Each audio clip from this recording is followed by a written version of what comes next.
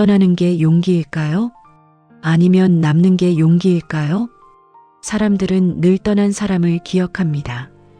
용기 있다고, 자유롭다고 칭찬합니다. 하지만 남아있기로 한 사람은 잘 기억하지 않습니다. 원효가 세상으로 들어간 그날 한 사람이 있었습니다. 같은 길을 걸었지만 다른 선택을 한 사람. 그의 이름은 의상이었습니다. 오늘은 남아있기로 한 사람, 의상 대사의 이야기를 해보려 합니다. 의상과 원효는 함께 공부했습니다. 같은 스승 밑에서 같은 경전을 읽었고 같은 질문을 품었습니다. 진정한 깨달음은 무엇인가? 그리고 둘은 함께 당나라로 떠나기로 결심합니다. 당시 당나라는 불교의 중심지였습니다.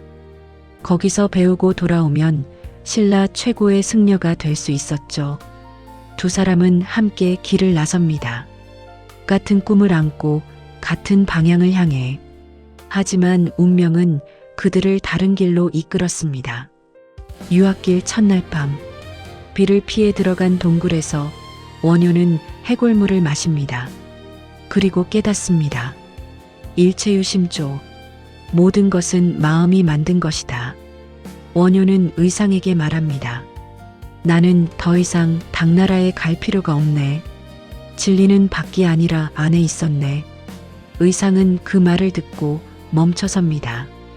형님이 깨달았다는 건 알겠는데 그렇다면 나는 어떻게 해야 할까? 원효는 떠납니다. 절로 돌아가지 않고 세상 속으로.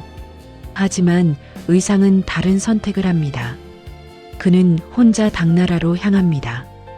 왜 그랬을까요? 원효가 이미 깨달았다면 의상도 돌아가면 되지 않았을까요? 하지만 의상은 생각합니다. 형님은 깨달았다. 하지만 나는 아직이다. 그리고 누군가는 가야 한다. 의상은 홀로 배를 탑니다. 당나라로 가는 길은 험했습니다. 바다를 건너야 했고 낯선 땅에서 살아남아야 했습니다. 그리고 그곳에서 의상은 한 사람을 만납니다. 그녀의 이름은 선묘였습니다. 선묘는 당나라의 평범한 여인이었습니다. 의상이 당나라에 도착했을 때 그녀는 그에게 숙소를 제공했습니다. 낯선 땅에서 온 신라 승려를 돌봐준 것이죠. 시간이 흐르면서 선묘는 의상을 사랑하게 됩니다. 하지만 의상은 그녀의 마음을 알면서도 받아들이지 않습니다. 그는 수행자였으니까요. 선묘는 말합니다. 스님, 제 마음을 아시면서 왜 아무 말씀도 하지 않으세요? 의상은 대답합니다. 나는 이미 길을 선택했소. 당신의 마음은 알지만 받을 수 없소. 선묘는 울면서 묻습니다. 그렇다면 저는 어떻게 해야 하나요? 의상은 조용히 말합니다. 나를 사랑한다면 나를 놓아주시오. 얼마 후 의상은 신라로 돌아가기로 결정합니다. 당나라에서 배울 만큼 배웠고 이제 고향으로 돌아가 화엄을 전해야 할 때였습니다. 선묘는 그 소식을 듣고 배가 떠나는 항구로 달려갑니다. 하지만 배는 이미 떠나고 있었습니다. 선묘는 해변에 서서 외칩니다. 스님, 제가 할 수 있는 일이 있다면 말씀해 주세요. 의상은 배 위에서 돌아보며 말합니다. 나를 지켜주시오. 그 말을 남기고 배는 멀어집니다. 선묘는 그 자리에 무릎을 꿇고 하늘을 향해 기도합니다. 부디 저 사람이 무사히 신라에 도착하게 해주소서. 제 목숨을 드리더라도.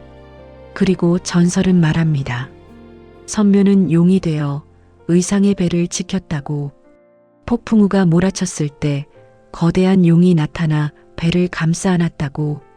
의상은 무사히 신라에 도착합니다. 그리고 그는 돌아온 후 평생 선묘를 기억하며 살았습니다. 화엄사를 세울 때 그는 선묘를 위한 제단을 만들었습니다. 그녀가 용이 되어 자신을 지켜주었다고 믿었으니까요. 의상은 신라로 돌아온 후 멈추지 않았습니다. 그는 산으로 들어가 절을 세우기 시작합니다. 화엄사, 부석사, 그리고 여러 사찰들. 사람들은 묻습니다. 스님, 당나라에서 무엇을 배우셨습니까? 의상은 대답합니다. 화엄을 배웠소. 화엄이 무엇입니까? 의상은 잠시 생각하다가 말합니다. 하나는 하나로만 존재하지 않소. 모든 것은 서로 연결되어 있소. 사람들은 고개를 갸우뚱합니다. 그게 무슨 뜻입니까? 의상은 이렇게 설명합니다.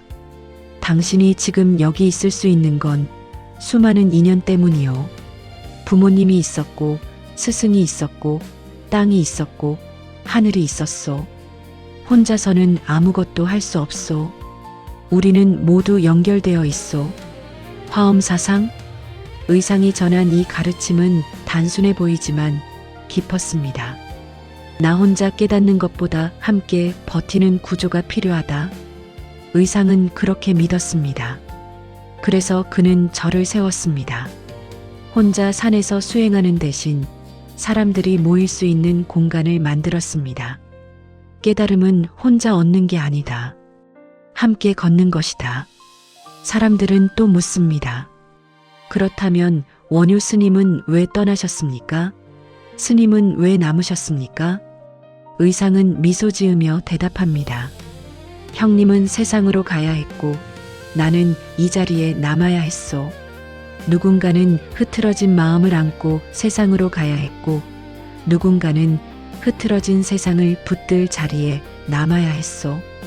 의상은 평생 그 자리를 지켰습니다. 화려하지 않았고 극적이지도 않았습니다. 하지만 그는 멈추지 않았습니다. 매일 아침 일어나 경전을 읽고 제자들을 가르치고 절을 돌보았습니다.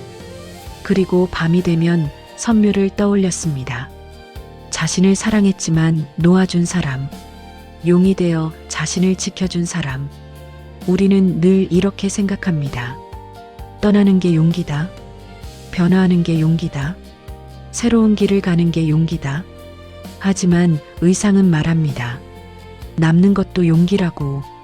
끝까지 버티는 것도 용기라고. 화려하지 않아도 그 자리를 지키는 것도 하나의 수행이라고. 원효는 깨달음 이후 자유를 선택했습니다. 절을 떠나고 세상 속으로 들어갔습니다.